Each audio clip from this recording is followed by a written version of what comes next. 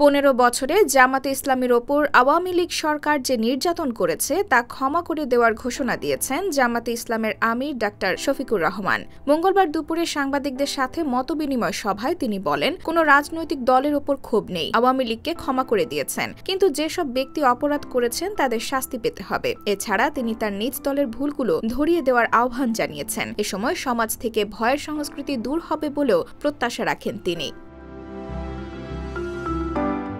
তিনি আরো বলেন, অতীতে জাতিকে হাত পা বেঁধে আটকে রাখা হয়েছিল, কথা বলতে দেয়া হয়নি, সাংবাদিকরাও চাইলে সত্য বলতে পারেননি। তবে এখন সে সময় নেই, পরিবর্তন এসেছে। আসুন সমাজের সবাইকে সাথে নিয়ে জাতীয় স্বার্থে এক হই। এই জায়গায় আমরা সমঝোতা করব না। সাংবাদিকদের কলম মুক্ত হোক, চিন্তা স্বাধীন হোক। আপনারা যাতে নির্ভয়ে দায়িত্ব পালন করতে পারেন সেই ব্যবস্থা করতে আমরা সর্বোচ্চ চেষ্টা করছি।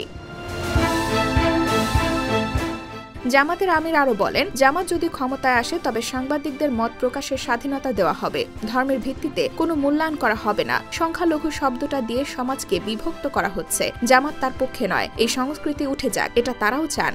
বিদেশি রাষ্ট্রগুলোর প্রতি অনুরোধ জানিয়ে তিনি বলেন, আপনারা আমাকে সাহায্য করেন, কিন্তু বাধ্য করবেন না। দেশের কোনো সিদ্ধান্ত দেশের মানুষই নেবে।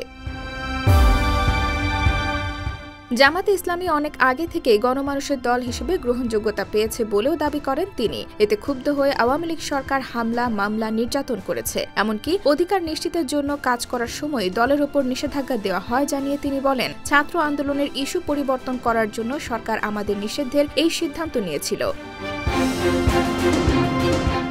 জামাতের আমির বলেন, সরকার পতনের আন্দোলন শুধুমাত্র ছাত্রদের না, এতে রাজনৈতিক দলগুলোও ছিল, সাধারণ মানুষও ছিল। তবে অবশ্যই ছাত্রদের কৃতিত্ব দিতে হবে, তারা আমাদের প্রতিপক্ষ নয়। আমরা ধ্বংস চাই না, সংশোধন চাই, এমন সমাজ চাই যাতে সবার অবদান থাকবে। IBTV USA, new York.